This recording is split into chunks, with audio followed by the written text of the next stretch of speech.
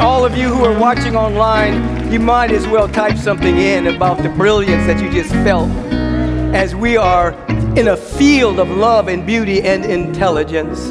Everything vibrates with a field. We all emanate a field, a number of feet extending beyond our body temple.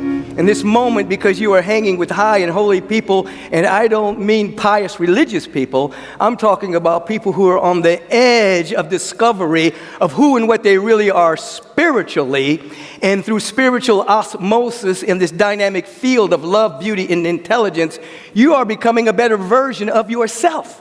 You're not adding anything to yourself. This is what the master teacher said, who by taking thought can add 1 cubit to their stature. You're not adding anything to yourself. You're already a unique expression of infinite potential.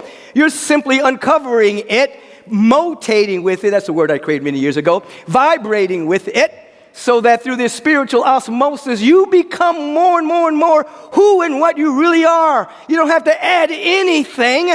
You just have to reveal that which you are, that which emerged from the eternal, from the spiritual, from that which is forever. Thus, as we move and continue to move into the theme of the month, which has been the art of letting go, you have become aware that you are letting go of everything that no longer serves you, so that you can release the weight of that which doesn't serve you, so that you can fly and flow in the realm of ever-expanding good, anchor the realm of ever-expanding good on earth. Ever-expanding good means heaven. That's what the word means, ever-expanding good. You can bring ever-expanding good to earth, so you're not waiting around, living on the layaway plan, thinking you're going to get to heaven in the future. He said the kingdom of heaven's at hand now. It's a state of consciousness, you see? And so you're letting go. What are you letting go? You're letting go of that which no longer serves you. The over-identification with temporary identities. In other words, your temporary identities, your transitory identities are what I call lampshades. You know the color of your skin, whether you are a male or a female, straight or gay or trans or whatever it is you identify yourself. That is a beautiful lampshade. That's an expression of the uniqueness, of the infinitude of the presence of God, but it's temporary. Who you really are is a luminous expression of infinite potential, you see? And you are to allow that light to shine through those lampshades, so that you're not over-identifying with the lampshade, but you're definitely saying, I'm all right with it. You know what I'm saying? I'm cool. My lampshade is cool. I appreciate being a black man. I appreciate being a white woman. I appreciate being straight. I appreciate being gay. I appreciate being trans. I appreciate being fluid. I appreciate whatever it is that you have discovered about yourself is wonderful lampshade for the luminous to shine through you. So when you hear that you are the light that lights up every individual that comes to the planet, you are light itself. Say, I am luminous. I am light itself. I'm going to let my light shine. That individual will see and hear and feel the presence of God. You can say that. I'll repeat it. I'm going to let my light shine. That so-called others may feel and see and hear the presence of God. So we're letting go not of the temporary identities. We're letting go of the over-identification with it. Because if you're too identified with it, you'll get easily offended if someone doesn't recognize you that way. And we don't want to take offense, because taking offense is as negative as giving offense. When you understand who you are, you don't take offense. You let your light shine. You glow. You shine. You see? And so we're letting go of that which no longer serves us, but we're also letting go to the divine. That's called surrender. We're yielding to the greatness that's within us. We're yielding to the beauty, the intelligence. You may come to an understanding that there's way more to you than the labels that have been placed upon you, an IQ test, an EQ test, and all the tests that you take. There's one thing that those tests cannot show, and that's your potential. You see? And so you are coming to an understanding that regardless of how you have been labeled in this society by going through a miseducational system, no one can determine your potential but you. Your potential is infinite. And when you begin to do the inner work necessary, the affirmative prayer, the activated affirmative prayer, the sacred meditation, the life visioning, hanging out with high and holy people, not pious, hanging out with high and holy people that are celebrating the cosmos, celebrating their oneness with the presence of God, celebrating their oneness with all of humanity, celebrating their oneness with life, with Mother Earth, celebrating their oneness with the entire cosmos. When you're hanging out in that vibration, your potential gets activated, and you will make a declaration and a decree that you're not going to leave this planet, leaving your potential on the sideline. You are not a bystander. You are a participant in the realm of ever-expanding good. As you've heard me say over the years, you are not an anticipant, you are a participant. Meaning you're not here waiting for something to happen. You are here participating in that which is already happening, which is the presence being itself, and the presence wants to be itself as your very life and being. And so we say, let go and let God. Let go and let love. Let go and let beauty. Let go and let joy. And I know there has to be a level of vulnerability for surrender because we have coping mechanisms, defense mechanisms, compulsive behaviors, protecting ourselves from the things that have happened in our life in which we were not vibrationally big enough to handle, so we develop certain personality constructs to make it through this particular world. But at some point, through your inner exploration of who and what you really are, you discover that your potential is bigger than any problem. You discover that your potential is bigger than any trauma.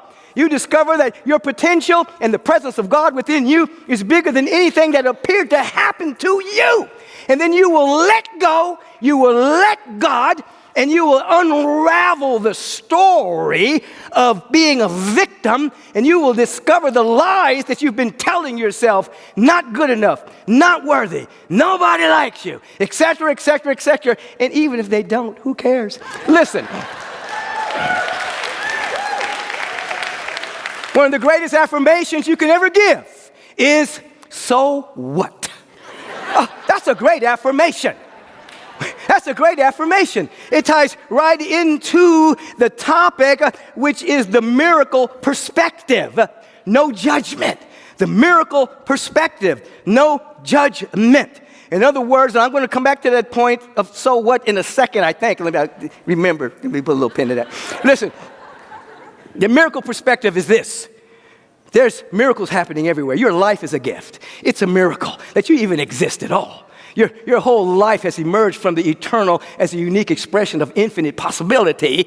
And so when you expand your awareness, there is a perspective that's beyond judgment that allows for the miraculous, that which is real, that which is eternal, to begin to operate through you. Now, it's always happening, but like love and peace and joy and wisdom and harmony, they are everywhere except where it's being suppressed by limited perception.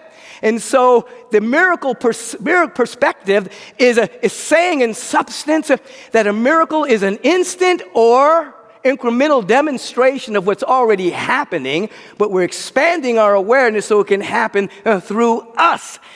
No judgment. Judge not according to appearances, but judge righteous judgment. Why? Because judgment shrinks your perception to the vibration of what you're judging. So you end up living in the frequency of what you're judging, even if you think you're right.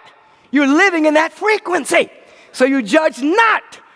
According to appearances, you judge righteously, which means God is there. Love is there. Peace is there. Harmony is there. And you might say, well, you know, people are talking about me. They're judging me. Now you say, so what? You see? Because when you say, so what? As an affirmation, and you perhaps say, that perspective is interesting. You're not fighting it. You're not resisting it. You're not getting down in the frequency of the judgment. You're just saying, that's an interesting perspective. It's not my perspective. It may not even be true. But I'm uninterested in it. So what? Now, this is where so what leaves you. When you use the affirmation, so what? It leads you into the awareness of what's so. What is so is the presence is everywhere. You hang out in what's so.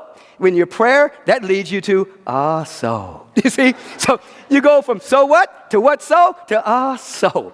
You live in a different frequency. And so be aware, as quantum physics tells us, that the objective world does not exist without an observer. If, in fact, you eliminate judgment, then when you realize that what you're looking for, you're looking with, when you eliminate judgment, you begin to see a different world. You begin to live in a different world. This is what is meant by the brown Palestinian known as Jesus the Christ, Yeshua ben Joseph, when he said there'll be trials and tribulations in that world. I know it. But then he said, be of good cheer because I've overcome that world.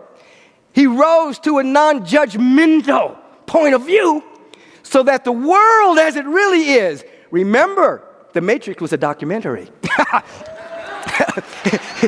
He rose to the frequency of being outside of the Matrix so he could see that the presence and the power and the love of God is everywhere for those who can see it, those that can proclaim it, declare it, decree it, vibrate with it, raise their frequency with the awareness that your frequency is your currency, is what you spend with. Your frequency is your currency. You would create a whole nother world. And because the world can't exist without an observer, you begin to look for the beauty and the love and the joy that is everywhere. So oftentimes we will unconsciously or even consciously look for the craziness in this world. And you don't have to look far. You look for all the stuff that's not working in the world. And as you look at it, and then as you judge it, you start to keep it alive by your judgment, and you keep it alive through your resisting it, through your hating it, through your fighting against it, or avoiding it. You're keeping it alive. And so you're shrinking your perception and living in judgment. You're living in the frequency of judgment. The miracle perspective is no judgment. This is what Rumi meant. And of course, when he talks about there is a field beyond right and wrong, I'll meet you there. In other words, it's a field that's beyond judgment so that you can judge righteously. You can see the presence and the power and the love of God that is everywhere. So what must we do? What must we do, Reverend Susie? You know what we must do. We must share our miracle stories as a habit. I know you've shared some complaints this week. You've shared some stuff. But how many miracles have you shared this week?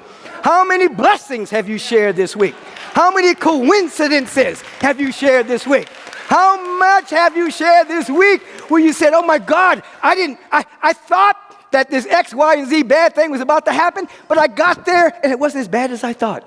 It didn't turn out as bad as I thought it was going to be. I was in all that traffic and I still arrived on time, whatever the case may be.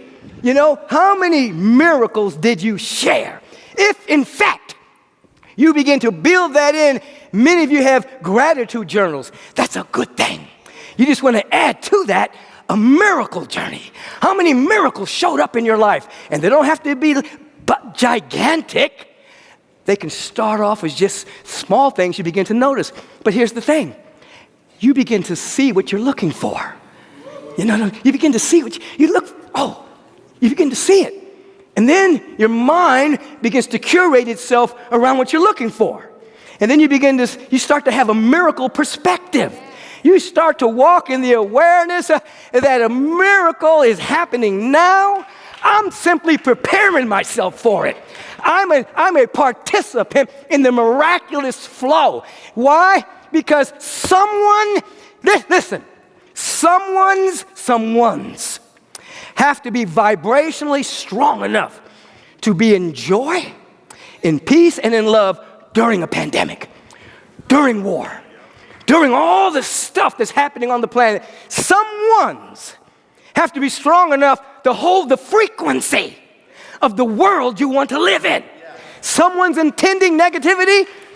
You can spend all the time in the world judging that intention and then vibrate with that frequency, or you can spend time in the feeling tone of the world you intend to live in. What world are you building? You're building it based on your intention, based on your perception, based on where the energy is flowing.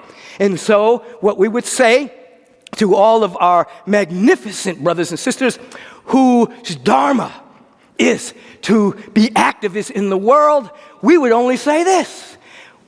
We want you to be activists, but we want you to be pulled by a vision of possibility. We don't want you to get burnt out by being against everything that doesn't work. We want you to so build vibrationally the world you want to live in that as Buckminster Fuller reminds us, that if you build that energetic vibration of the world you want to live in, the old world will collapse because of a lack of attention. You see, there is something trying to be born, but someone has to see it. Someone has to feel it. Someone has to vibrate with it. I'll always remember when I was in my sophomore year at Morehouse College, and me and a group of buddies, we had started something called the Harriet Tubman Prison Committee. And we were having rallies and doing a lot of work to make sure that the inmates were getting paid for the work that they were doing for free. We had rallies at City Hall. It was a magnificent thing. And I was working with a number of organizations. And so then subsequently, I moved back to Los Angeles, and I was sitting in a meeting of the wonderful activists. We were going to change the world by any means necessary, you know. And I'm sitting in this meeting, and this voice behind me says, if you were to take over the world tomorrow, would it be any different? So I looked around to see who was behind me, and there was nobody there. So then we continued with the meeting, and then the voice said something. It was within me. If you guys were to take over the world tomorrow, would it be any different? So I looked around the room, and I could see, oh, this guy's kind of territorial. This guy, he always has to be right. This person's very possessive. I could see all the pathology that we were all carrying. And I said, wow, the world wouldn't be any different. So I left the building, left the meeting. I never went back. The very next week, somebody in that meeting shot somebody. They got upset about something, but I wasn't there. The Spirit had removed me from that, so I wasn't a part of the whole legal thing, and I ended up enrolling at USC, psychobiology major. I was going to go to med school, and then I began to have all these inner experiences that ultimately led to my first adult awakening, where I could see that we were surrounded by a presence of love and beauty and intelligence, and that without right seeing, there's no right being. Without right being, there's no right seeing. As thou seest, so thou beest. There has to be a shift in consciousness. And then we're pulled by a vision. So if you're out there and we want to change the prison industrial system, we want to change the politics as it is today, we have to carry the frequency and the vibration of the answer within us. It has to so feed us that we're compelled into right thought, right speech, and to right action. So it's not just judging and fighting what we don't like, because judgment shrinks our perception, and we end up experiencing our perception. We end up continuing to expand our awareness so that we become the carriers of the new frequency. And I tell you what, love and peace and harmony and wholeness are contagious. You don't hear that on the news. They'll tell you about every disease man-made under the sun, but they won't tell you that love and peace and generosity and creativity, that's contagious. You see, love is contagious. Catch that. You see, you felt the contagion when Nikki and Donna were singing. You can walk, and without saying a word, you'll walk into a room, and just your presence will just change the vibration of the room. If you're connected, I'm talking about consciously connected, because we're always connected. We're never neglected nor dejected by our presence. That's the same yesterday, today, and forever. But are we consciously connected? So when we hear this, the art of letting go of the lies we've told ourselves, letting go of what people have said about us. If you get caught up in thinking about what other people are thinking about you, that's called hell. Come out of hell. You are not to be concerned about what other people are thinking about and what they're thinking about you and what they're thinking about you thinking about them. No! You are to rise up and ask the question, how does the universal presence see me? And the universal presence is looking at you through the same eye that you're looking at the presence. This is what Meister Eckhart says. I see God through the same eye that God sees me. And what God sees, if you could see yourself. Oh, it's such light, it's such brilliance, it's such beauty, it's such intelligence.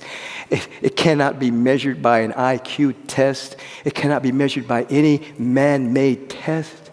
It is a presence that will allow you to give a testimony to how you have overcome every single thing that have sought to keep you down. Oh my God, can you feel it here? Can you feel it? And so what is your role? Your role, one, in terms of this miracle perspective, is to develop the habit of sharing your miracles. That doesn't mean you run out and tell everybody everything, because people may look at you a little bit weird. And we don't need that right away. Later on. I remember we go back a number of years ago, I was a weird dude. I lost all my friends. They thought I just freaked out. You know what I mean? Oh, Michael's freaked out on Jesus. You know what I'm saying? He was gone. And now people are coming to see me speak. But back in the, so you don't just go right out and start sharing, but you do have some friends. Yes. You do have some people that are on the path that can hear your miracles, not make fun of them. That can hear your insights, not make fun of them, even if you can't quite articulate them. But something's brooding in your awareness, something about the presence of God being nearer than your hands and feet, closer than your breathing, something about the presence of God being closer than your neck vein, as the Quran would say, closer, everywhere in its fullness. As it states, water can't wet it, fire can't burn it, wind can't blow it, not away. If you name it, you can't find it. If you find it, you can't name it. We're talking about the Bhagavad Gita. It says all of that. So whatever scripture you're reading, it all leads back to the same thing. God is everywhere. Everywhere. It's hiding in plain sight. And God appointed you to represent God according to your uniqueness. This presence has never repeated itself. It never does a do-over. It got you right the first time. And so you have a divine destiny to express yourself. Don't compare yourself with anyone else. That's another dimension of hell. You are here to express yourself. Discover yourself first. And so, as I was saying, let go and let God. The art of letting go is letting go of that which no longer serves you. You discover that as you become mindful in your meditative practice. The art of letting go is having a joyful, voluntary surrender to the next stage of your own evolution. You're not living trying to protect your present paradigm. You're understanding that outside of this paradigm is more than you can imagine. You're yielding to it. It's all feminine. It's yielding. It's surrender. It's allowing. It's receptivity. You're not trying to make something happen. You're putting yourself in a position to make something welcome, to be available, you see. And then the miracle perspective is judge not. And there's some stuff going on that you can see with your eyes. But what does it say in the 91st Psalm? That you can see all the stuff happening in the world, but it shall not come nigh thee, if in fact you're living in the secret place of the Most High, under the shadow of the Almighty. If you're living in God consciousness, you'll see all of that stuff, but you won't judge it. You will be an avenue of prayer, an avenue of compassion, kindness, generosity, patience, and you won't speak until you're spoken through by the presence of God, you see? In other words, sometimes we just gotta be quiet. As Lee says, sometimes we live in a know-it-all culture. Everybody can't be quiet. Everybody knows everything. Shut up sometimes. You got 2 ears and 1 mouth. Listen. And then cultivate the energy behind that created the ear, which is your consciousness, and listen to that still small voice. I'm telling you, it's going to get louder. As you pay attention to it, you realize that all the other voices, they're not you. They're just voices that were curated out of experience, that you misinterpreted. There were other people with other agendas on you.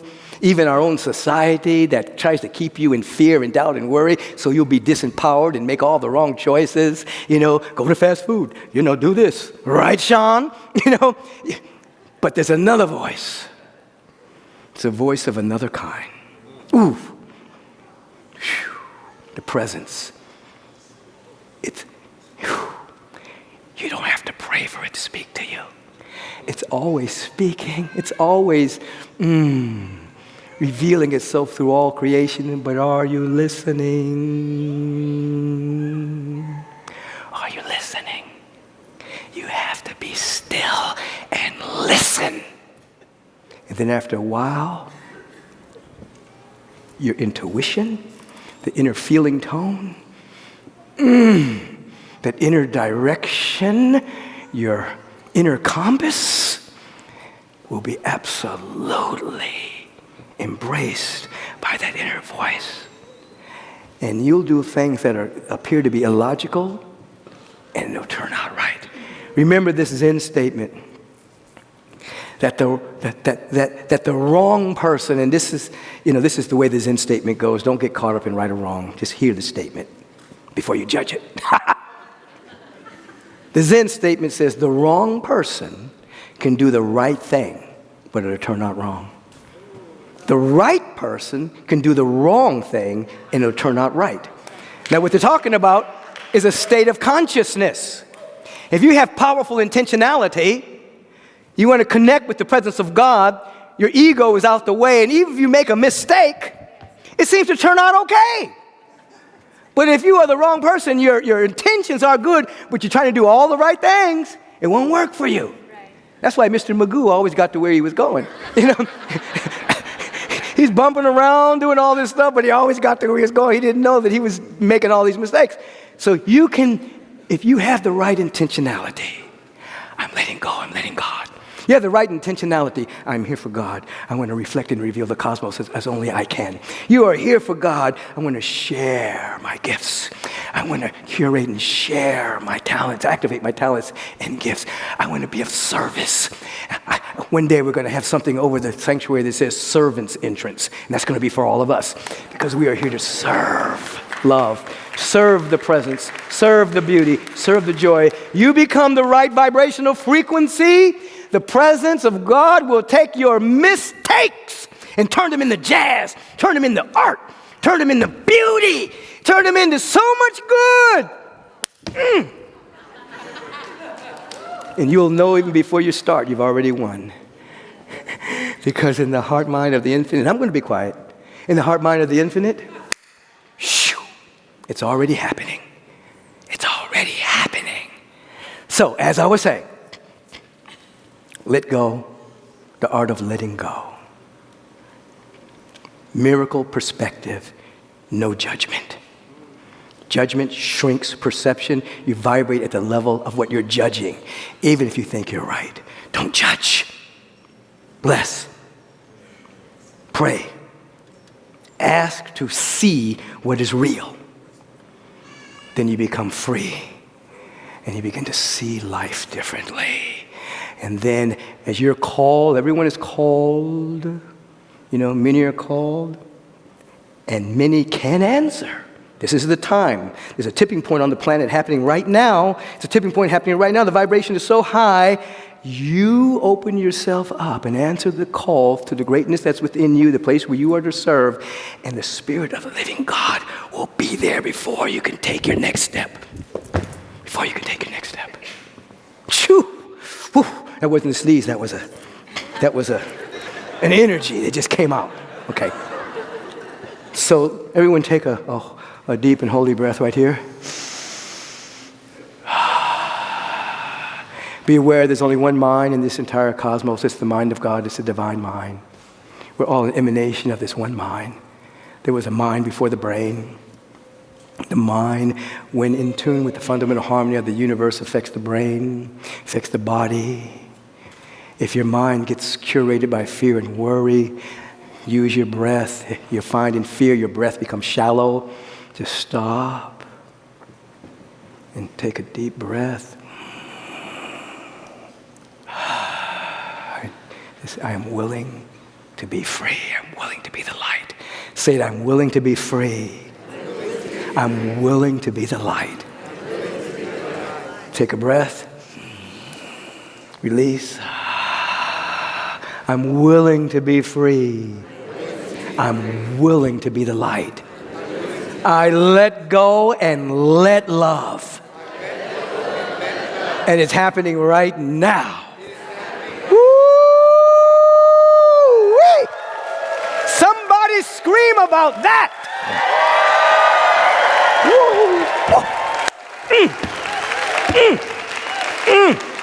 Oh, yes. So we move into this sweet space of prayer. This sweet place. I invite you to turn within, and just for a moment, I want you to tap the space between your eyebrows and say after me, I'm willing to see without eyes. I'm willing to see the truth without eyes. I'm willing to see with my consciousness that the presence of God is everywhere. I'm full to overflowing with divine creativity. I live in the field of all of my needs being met. I'm willing to see it. I'm willing to be it, even now.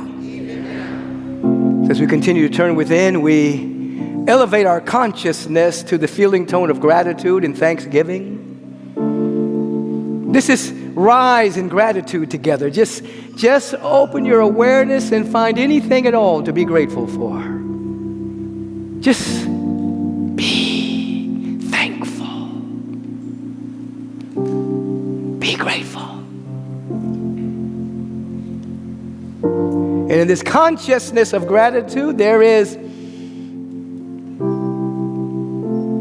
the ability being activated within us to see differently, not with eyes, but with consciousness. That the presence is never an absence. Say this, the presence is never an absence. The presence is never an absence. The presence is never an absence. You will remember that, so you're not trying to get way out there to God. The presence is never an absence. It's right here. It's closer than our breathing. It's nearer than our hands and feet. It's right here. We're beginning to recognize this, to recognize it, to remember it. And now we feel inside of our own being, it's okay to feel you're one with God. It's not blasphemy. You know what blasphemy is? Limiting God. We're not limiting God, we're magnifying the Lord. We're magnifying it. And so from this consciousness of oneness, unity, the vibrational word, the cellular logos is spoken. As you've heard me say recently that this is our Genesis moment. This is our new beginning. Regardless of what has happened in the past, according to our perception of the past, this is a new moment right here. This is a new takeoff point, a new leap-off point. We're leaping into the field of gratitude and announcing that the presence of God is where we are. And the very word that I am speaking is the word of God, spoken with the authority of one knowing that all that there is God, and that everything that truly is a manifestation of the only thing that is. I speak the word for each of us, knowing that there's only one of us here, the one power, the one presence, the one love, and that as I am speaking this word is a law unto itself that only knows its own unfolding, and it's revealing itself more and more and more and more through and as us as divine wholeness, wellness, well-being. It's revealing itself more and more and more and more as harmonizing prosperity, pure joy, even bliss and ecstasy. Happiness not built on external things, but happiness that's absolutely activated from within our own being, from our deep and abiding connection with the presence that is never an absence. Say with me, something wonderful is happening. Something wonderful is happening. Something wonderful is happening. And it's happening through me. And it's happening through we. That's the second coming. The second coming is spiritual community, all vibrating in the one God, the one power, the one presence. When the great master said, greater things than these shall ye do, he knew that there was going to be all kinds of stuff for us to judge on this planet, and that there must be great beings and great communities rising up with the vibrational frequency of non-judgment, no fear, doubt, and worry, and see the truth and activate it and anchor it on earth, strong enough to be enjoyed during times of tumult and transformation and transition from one stage to another. That would be us. That would be here. That would be now. God is our life. We stand in this awareness. The word is spoken that we may be free. Now, here's the deal. You have to feel it. You've heard the reading. You heard Jennifer Kapler. Feeling provides the healing and the revealing of the truth. It's not against the law to feel it before it happens. That's the right use of the law. You feel it. You feel it. Oh, come on, Indy. Give us a little feeling tone. Give us a little feeling tone.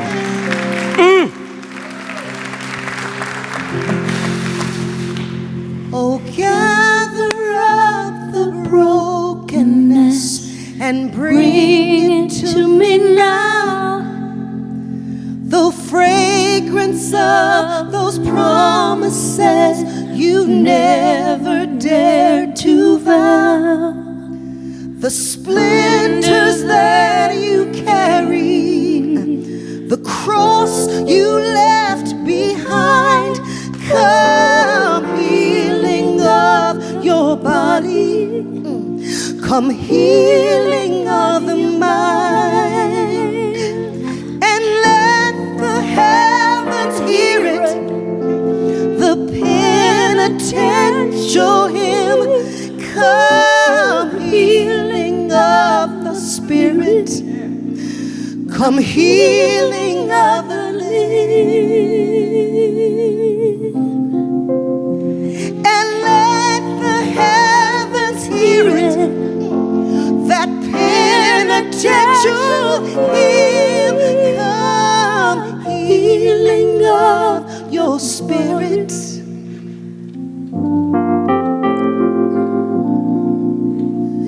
come healing of the limb,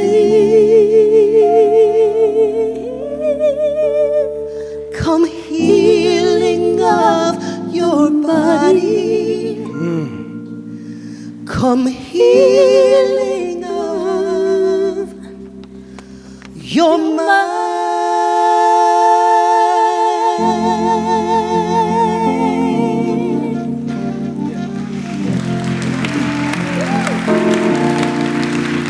That is the feeling tone. That's the feeling tone right there. The healing of your mind, and your body will follow.